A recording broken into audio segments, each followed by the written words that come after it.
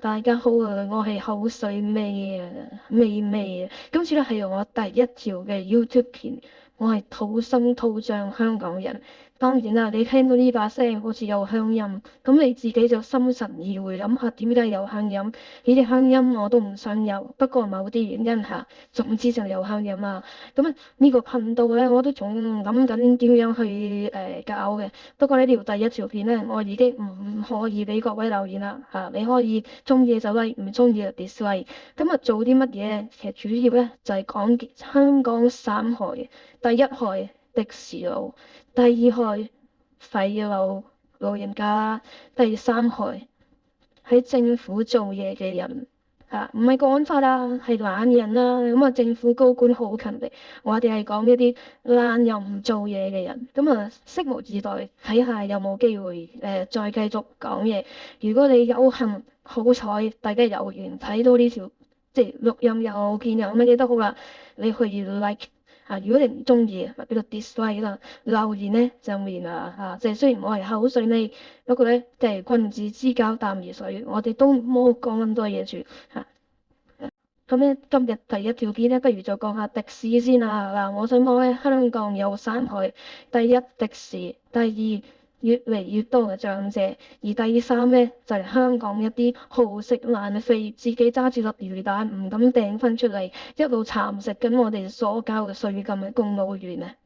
咁咧，琴日有個新聞咧，我要同大家分享下。香港零一我都睇過嘢，就係需要口水味，因為我係執人口水味，冇乜自己意見。你中意聽嘅，不妨俾個 like，我繼續錄落嚟。琴日咧，Uber 咧就同一眾傳媒講，就同咧就政府咧就即係之前上個月同政府商討過咧，有啲乜嘢即係要改善嘅地方啊。今日有幾個重點可以大家傾下偈嘅。其實咧，主要都不外乎即係要有牌照。咁有牌照咧，就要有三個條件。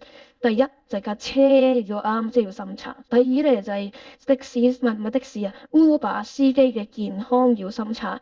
而最後咧就要行程有保障啦。講多次，即係要買保險當然啦，嗰個保險可能要保埋得乘客個保費就唔係咁啦。第一，第二咧就係要的士司唔係的士啊，Uber 司機嘅或者網約車司機嘅係需要體檢或者身體檢查咩背景審查即係甚至毒性罪行我唔知啊。最尾咧就係架車要年檢，唔好講話即係如果或者網約車有冇年檢，我想講的士嘅年檢究竟係咪認真做嘅？我相信咧往後我講嘅嘢都係圍繞隻的士，圍繞的士嗰啲照講咧，就係你個車其實有冇年檢，有個的士年檢嗰啲係揾啲乜嘢人做啊？年檢係認真定求其啊？就好似入職檢查咁，正常會驗肺抽血。咁的士究竟年檢檢啲乜嘢咧？即係有幾認真地檢咧？你諗下，正常一架的士兩間12+12，即係基本上咧，如果以前好勁咧，嗰個的士係24小時不停開動，除咗交更即係嗰半個鐘即係9個字連埋入氣都唔係入氣都唔係休息嚟嘅。喺一個咁取盡嘅的士入面，嗰個的士嘅維修嗰個的士嗰個損耗或者個的士嗰個即係功耗啲零件，係咪真係可以比得上一架正常私家車咧？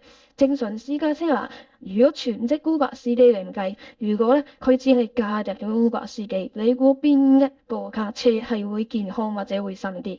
年檢間都年檢嘅即係我唔講呢啲啦，留翻往後啲的士或者講 Uber 入邊啲片咩先至講。我盡量維持呢條片係5分鐘。如果你中意嘅話，即係大家有緣睇到呢條片就中意聽呢啲嘢，大家講可以 like 或者唔中意嘅 dislike 好，今日講到呢度啦，拜拜。